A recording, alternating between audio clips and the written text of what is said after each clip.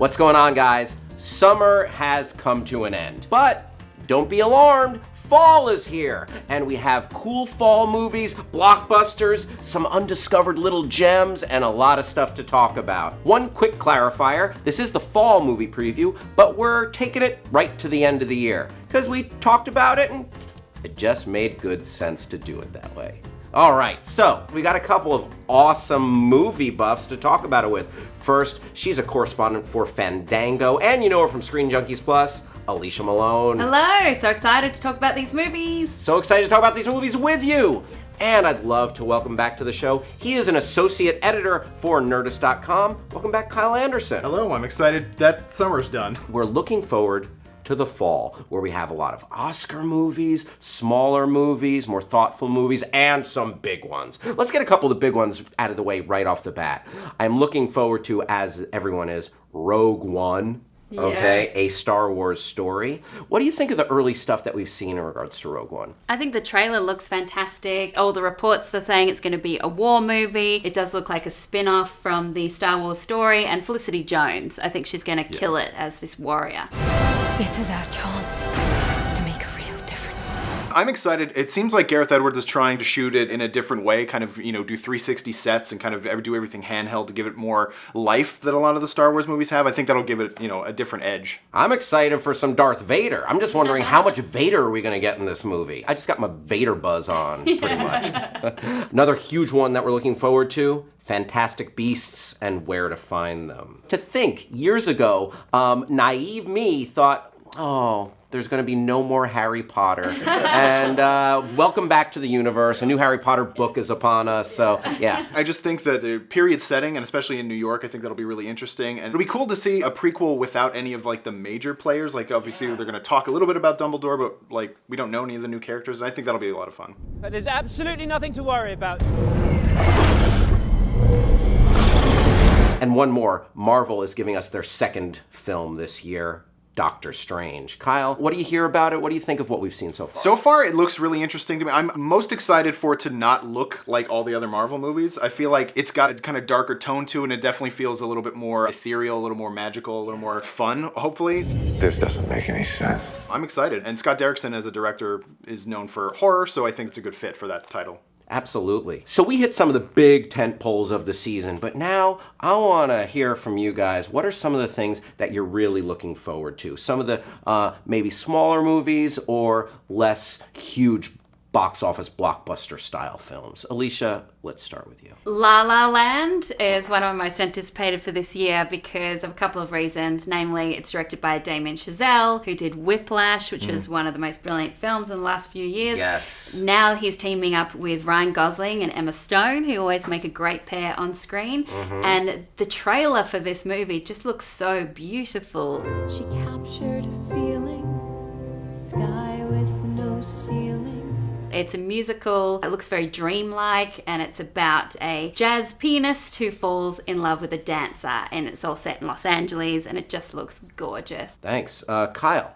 The last several Halloween seasons have been real lax in the horror movie department, or at least good ones. So I'm really excited for Blair Witch to be coming out. Ooh. Or, as I thought it was called for a good long while, The Woods. I'm a big Adam Wingard fan. I've liked all the movies that I've seen of his so far, and so I was really excited for this movie. And then when it was revealed at Comic-Con that it was actually a Blair Witch movie, I got even more excited. Do you believe in the stories about the Blair Witch? I think he's doing some interesting things with the genre, and hopefully it'll be a better found footage than the last 9 we've had. For sure. Cool. Alicia. Another one I can't wait for is Arrival by Denis Villeneuve, and he's the same director who did Incendies and Prisoners and Sicario and Enemy, and each of those films are so different from the previous one. This looks completely different again. It's a sci-fi movie about aliens coming to Earth, and then Amy Adams is this linguistics expert who tries to communicate with them. Now that's a proper introduction. Trailer looks beautiful, so I cannot wait for that. Kyle. I'm really looking forward to The Accountant. I think that has such a great ad campaign so far, especially that first trailer with the Radiohead song in it. He has highly advanced cognitive skills. It's an interesting kind of juxtaposition from Bruce Wayne, Ben Affleck, to this kind of creepy solo murderer / math whiz kind of guy. I think it'll be an interesting movie for sure. The cast of that film is off the charts. You got Ben Affleck, John Bernthal, John Lithgow. Anna Kendrick. Yeah. Absolutely looking forward to that. Alicia? Well, sticking with the Afflecks, a film that I got to see at Sundance is called Manchester by the Sea. And that will definitely be talked about for Oscars in terms of Casey Affleck's performance because he is incredible. I'm not gonna bother you. I'm gonna just sit here until you calm down. All right, I'm calming now.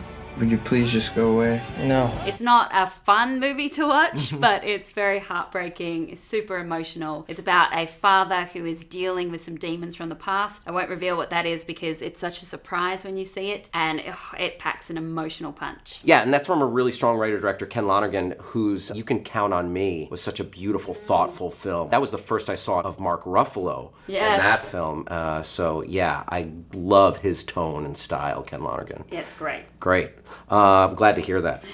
Kyle? I never thought I would be this guy again, but I love any and all Disney movies that come out now. For the last several have been great, so I'm really looking forward to Moana. It's a new kind of vision, a new place, a new setting, a new type of story that they haven't really done before, and I like that they're taking chances, 100 years into their producing movies. For sure. Alicia? A movie I'm really hopeful is great is The Girl on the Train because I loved the book. It's just an easy read, so much fun, I couldn't put it down. It's a very similar kind of tone to Gone Girl. I didn't picture Emily Blunt when I read the book in terms of that character, but she always brings such a brilliant performance. I saw her from the train. So the trailer looks a little crazy at the moment, but I think that they've done a good job in not revealing the story because it has a lot of twists and turns. So I'm really hoping that this one turns out to be as good as the book. All right, you guys already mentioned a bunch that's got me super pumped for the fall movie season, but there are a few more, so I'm just going to throw them out there, see if you have any thoughts, see what we think. One, the Sundance Darling sold for the highest amount of money, $17.5 million, I believe, that any film has ever sold for at Sundance,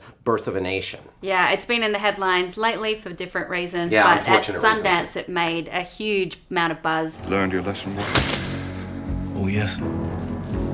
I've learned. I hear it's a really powerful story. It was one of those films that I wanted to get into at the screening, and then by the time another screening rolled out, it was packed full of people because there was so much buzz around this movie. Mel Gibson's back with Hacksaw Ridge, directing one of his first features in a while. Andrew Garfield is getting early Oscar buzz for this film. Have either of you heard anything in particular? I mean, nothing in particular, but I was really kind of taken by the trailer. Like, it sounded like, it's just gonna be another war movie. But I like the idea of talking about people who are in the war but are not fighting, like conscientious objectors, but are in the war. While everybody else is taking life, I'm gonna be saving it. And that's gonna be my way to serve. It's a fascinating story, and the fact that he wouldn't even pick up a gun. That's gonna make for so much tension, I think, in the movie. Absolutely. Oh, Michael Keaton has a starring role in the upcoming story of McDonald's founder Ray Kroc in The Founder. Are you excited for more Keaton? Yeah, I've these last 2 years have been like prime Keaton, and I've been waiting for him to make a comeback. So like another starring role. I thought he was sort of robbed from the Oscar a couple of years ago. So hopefully this kind of makes up for that. Maybe he'll get nominated again, and I'd love to see Batman win an Oscar. That glorious name, McDonald's. I had to have it. You don't have it. You sure about that? Tim Burton's back in some whimsical territory. Miss Peregrine's Home for Peculiar Children, not to be confused with Professor Xavier's Home for Gifted Children. Yeah, this is Tim Burton back in, like you said, the territory that he should be. I got to see a couple of scenes from this film, and it does look very Burton-esque. Okay. So it looks like it could be a return to the kind of Edward Scissorhands type form. Because our abilities don't fit in the outside world. We live in places like this.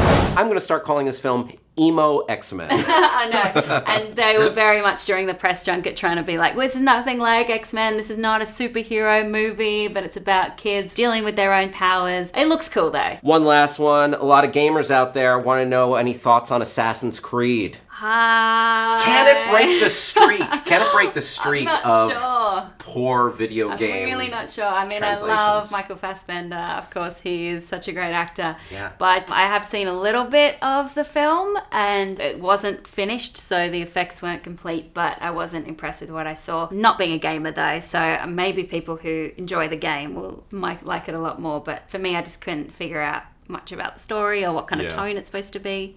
I'm not a gamer either, but from what I know about the story, certainly of the film, they're kind of sticking pretty close to the structure of the game, which is, you start in the future and you go back in the past kind of thing, which I feel like, just start in the past. Like, you don't need to be the player necessarily in this, so hopefully it'll be good, but like, we'll see. We work in the dark to serve the light. We are assassins. You guys have gotten me properly excited for the fall movie season. Are you excited for the fall? How many movies are you gonna see? What are you most excited for? Was there anything we left off the list that you're looking forward to? Let us know in the comments below. I have to thank my awesome panel. I could not ask for 2 more learned movie minds to let us know what to look forward to. Alicia Malone, great seeing you as always. Kyle Anderson, thanks for being here, sir. And thank you for watching Screen Junkies. I'm Hal Rudnick. Hit me up on Twitter. Bye-bye. From the writer-directors who brought you this movie and not much else, comes the game-changing horror film that made back 20,000% of its budget, changed the face of the genre, and pissed off a generation of film school nerds who wish they thought of it first. The Blair Witch Project.